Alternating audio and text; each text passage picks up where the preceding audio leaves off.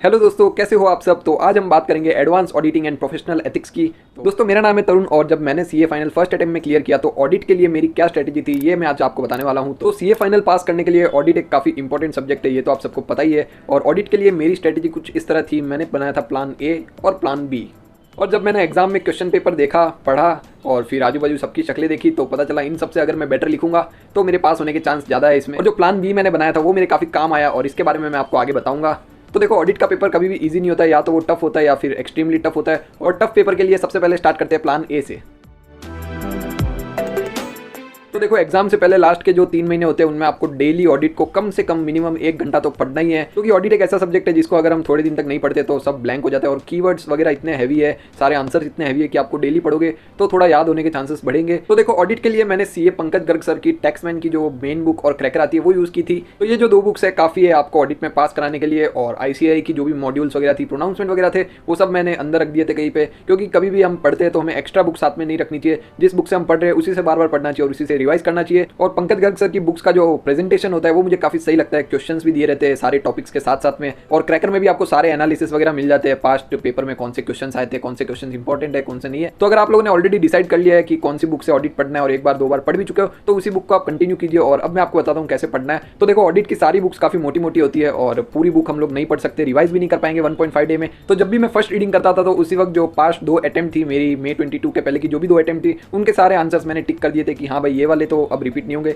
ऐसा मेरे एनालिसिस और काफी सारे लोगों के एनालिसिस के हिसाब से आप चेक करोगे तो ऐसा ही होता है। और वो जो क्वेश्चन थे सिर्फ मैंने रीड कर लिए थे एमसीक्यू के लिए और उनको लर्न नहीं करना था। तो और ये वाले आंसर साइड में करने के बाद भी ऑडिट अभी भी बहुत लंबा है। तो यार, आप लोग सीए फाइनल में हो और आप लोगों को एनालिसिस वगैरह करना आता है ऑलरेडी, तो आप जब भी कोई चैप्टर वगैरह पढ़ते हो तो आपको पता चल जाता है कि भाई ये जो है क्वेश्चन ये थोड़ा एग्जाम में आने के चांस ज्यादा है। और ये सब एनालिसिस जो है पंकज गर्ग सर की बुक से थोड़ा ईजी हो जाता है, इसलिए मैंने वो रिकमेंड करी थी। और ऐसे ही मैंने एनालाइज करते करते करीब करीब 200 से 250 पेज नंबर लिख लिए थे। और ये जो पेज नंबर मैंने लिखे थे इन्हीं पे इंपॉर्टेंट आंसर्स थे जो कि बहुत बार पहले एग्जाम में पूछे गए हैं और कुछ कुछ नए जो कि मुझे लग रहा था कि हाँ इस बार पूछे जा सकते हैं। तो इस हिसाब से आपको भी अपना खुद का एनालिसिस करना होगा। और पेज नंबर लिखने से एक ये फायदा होता है कि जब आप रिवीजन करते हो बार बार डेली, तो वो रिवीजन काफी फास्ट हो जाता है। आपको सीधा डायरेक्टली पेज नंबर पे जाना होता है और फटाफट आंसर पढ़ा देखा और आपको याद भी हो जाता है कि हाँ इस पेज पे जो एक होती है ना विजन मेमोरी, जैसे बहुत बार हमें ऐसे लगता है कि हाँ एक आंसर पढ़ा था, इस पेज पे था, लेफ्ट साइड पे था, तो ऐसा कुछ भी हो जाता है। तो लोग भी ये ट्राई कर सकते हो।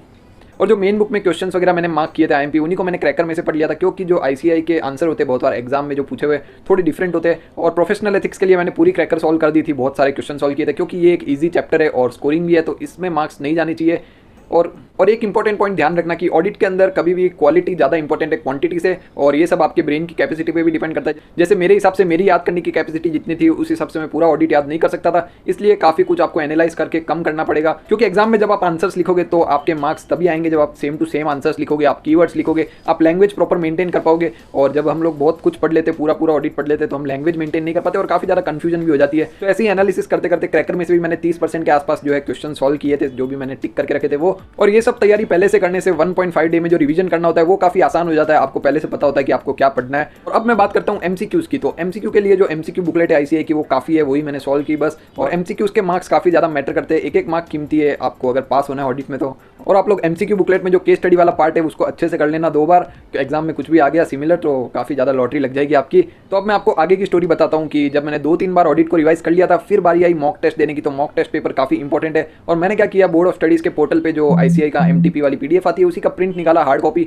और दोपहर को 2 बजे से 5 बजे एग्जैक्ट सेम टाइम जो एग्जाम का अपना होता है उसी में बैठ के खुद से ही टेस्ट दिया और खुद से ही बाद में चेक कर लिया। और ये मॉक टेस्ट पेपर देने के बाद मुझे एक चीज़ काफ़ी इंपॉर्टेंट पता चली कि जो स्टैंडर्ड्स ऑन ऑडिटिंग है, जिनको मैंने इतना टाइम दिया है, इतना रिवाइज वगैरह किया है, उनका क्वेश्चन ही मुझे समझ नहीं आ रहा है। तो मैं आंसर क्या लिखूंगा, कौन सा स्टैंडर्ड कोड करूंगा, क्या करूंगा। फिर मैंने सोचा कि जो रियल एग्जाम होगी उसमें भी ऐसा ही कुछ हो गया और स्टैंडर्ड्स के आंसर में सही से नहीं लिख पाया तो इसमें तो पूरे मार्क्स मेरे चले जाएंगे। तो इसलिए फिर मैंने डिसाइड किया कि अब स्टैंडर्ड्स को स्किप करना पड़ेगा और मैंने 600 और 700 वाली सीरीज अच्छे से पढ़ ली, क्योंकि वो एमसीक्यू में भी बहुत बार आती है और थोड़ी इजी भी है। और 300 और 500 सीरीज में से एक एक दो आंसर पढ़ लिए बस, और ज़्यादा मैंने टाइम नहीं दिया स्टैंडर्ड्स को। और जो दूसरे चैप्टर थे उनकी क्वालिटी मैंने इंप्रूव की, उनको अच्छे से याद किया, क्योंकि दूसरे चैप्टर्स की लैंग्वेज भी ईजी है और एग्जाम में डायरेक्ट आंसर्स आएंगे तो हम लोग लिख भी पाएंगे। तो अगर आप लोग भी करते हो एबीसी एनालिसिस और सी कैटेगरी को ज़्यादा ध्यान नहीं देते हो तो आप बहुत गलती कर रहे हो। एग्जाम में सी कैटेगरी के जो आंसर्स आएंगे वो काफ़ी ईजी होंगे और लिखने में काफ़ी आसान होंगे। तो जो ए कैटेगरी के आंसर्स होते हैं वो काफ़ी ज़्यादा टफ होंगे तो आप लोगों को सी कैटेगरी के मार्क्स सिक्योर करने ही पड़ेंगे, ये चीज़ सोच लेना। तो यहाँ पर मैं आपको ये नहीं कह रहा हूँ कि आप लोग भी स्टैंडर्ड्स वगैरह स्किप कर दो, मैं बस यहाँ पर मेरी जो स्ट्रेटेजी मैंने फॉलो करी थी वो मैं आपको बता रहा हूँ। और मेरे हिसाब से मैं स्टैंडर्ड्स को अच्छे से पढ़ नहीं पा रहा था, तो मैं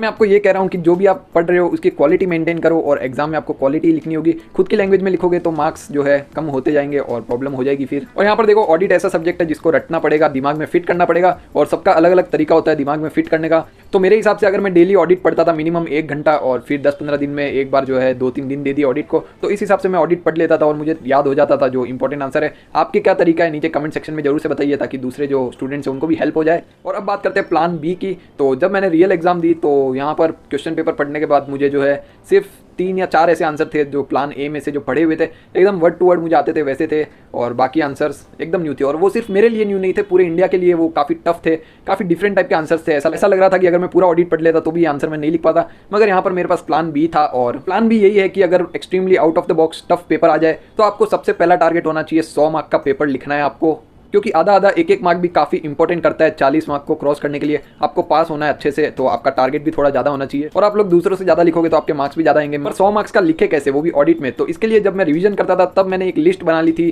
तो बहुत बार क्या होता है ना, बहुत सारे आंसर्स होते हैं, उनमें बहुत सारे वर्ड्स जो है ऑडिट के word, specially for example nature, time and extent, risk of material misstatement, ऐसे वाले वो रिपीट होते हैं बहुत सारे आंसर्स में। तो ऐसे जो कीवर्ड्स होते हैं वो मैं लिखता गया, और ऐसे 20-25 कीवर्ड्स और सेंटेंस जो होते हैं उनकी लिस्ट तैयार हो गई थी, जो कि अभी मुझे मिल नहीं रही है। जब भी एग्जाम में ऐसी कोई सिचुएशन आ जाए जहाँ पे आंसर्स हमें मन से बनाने पड़े, तो वहाँ पर मैं खुद की लैंग्वेज ना लिख के ये वर्ड्स यूज़ करूँगा, और इन वर्ड्स को मिक्स करके अच्छे से आंसर वगैरह बनाऊंगा, तो क्वालिटी थोड़ी सी इंप्रूव हो सकती है। और जो पेपर चेकर है उसको भी ऐसे वर्ड्स दिखेंगे तो वो भी थोड़े थोड़े मार्क्स दे देगा। और एग्जाम में मैंने ऐसा ही किया, जो भी क्वेश्चंस थे मुझे समझ आ रहे थे, मगर जब प्रॉपर आंसर हमें पता नहीं होता है तो ऐसे ही आंसर्स बनाता गया मैं, और पूरा 100 मार्क्स का पेपर कंप्लीट किया। और एमसीक्यूज भी काफ़ी टफ थे, मगर जो एमसीक्यू बुकलेट वगैरह कर लोगे आप तो काफ़ी अच्छी आपकी प्रैक्टिस हो जाएगी। और मैं तो फर्स्ट अटेम्प्ट में पास हो गया, मगर मेरे कुछ दोस्त जो कि ऑडिट की वजह से पास नहीं हो पाए, तो देखो यार, रिजल्ट के बाद दोस्तों के बीच में बात होती है, और हमने भी एक दूसरे से पूछा कि क्या किया था क्या नहीं किया था। तो यहाँ पर मुझे पता चला कि जो लोग पास नहीं हो पाए उन लोगों ने सबसे पहले तो यहाँ पर एक कोई भी मॉक टेस्ट पेपर नहीं दिया, किसी भी सब्जेक्ट का नहीं दिया, जो कि काफ़ी ज़्यादा इंपॉर्टेंट है। आपको हर एक सब्जेक्ट का कम से कम एक मॉक टेस्ट पेपर लिख लेना है। और उन लोगों ने एग्जाम में 100 मार्क्स का अटेम्प्ट भी नहीं किया था, उन्होंने 75-80 मार्क्स का लिखा। तो आप खुद सोचिए, आप 70% 80% लिखोगे तो आपके मार्क्स भी उतने कम आएंगे। और वो लोग 100% नहीं लिख पाए क्योंकि वो आंसर्स बना नहीं पा रहे थे, और आंसर्स कैसे बनाने हैं, क्या करना है, इसके लिए आपको काफ़ी मेहनत करनी पड़ेगी। और जो मैंने कीवर्ड्स वाली प्लान बी बताया था वो भी आपको इंप्लीमेंट करना पड़ेगा। और जब पेपर चेकर भी चेक करता है पेपर, तो वो देखता है कि यार 10 में से एक बंदा जो है 100 मार्क का अटेम्प्ट कर रहा है, तो चलो इसको थोड़े ज़्यादा मार्क्स देते हैं, इसको पास करने की ट्राई करते हैं। तो काफ़ी कुछ आपको पहले से सोच के रखना पड़ता है जब भी आप पढ़ाई वगैरह करते हो। तो यही सब था ऑडिट के रिलेटेड, और आप लोग ऐसे ही मेहनत करते रहिए, जरूर से आप पास हो जाओगे सब लोग। और वीडियो पसंद आया तो वीडियो को लाइक जरूर से कर दीजिए, वीडियो के नीचे कमेंट्स वगैरह जरूर से करना, वीडियो को शेयर करो अपने दोस्तों के साथ, चैनल पे नए हो तो चैनल को सब्सक्राइब कर लीजिए, साथ में बेल आइकन दबा दीजिए। मेरा नाम है तरुण, मिलता हूँ आपसे कोई और वीडियो में।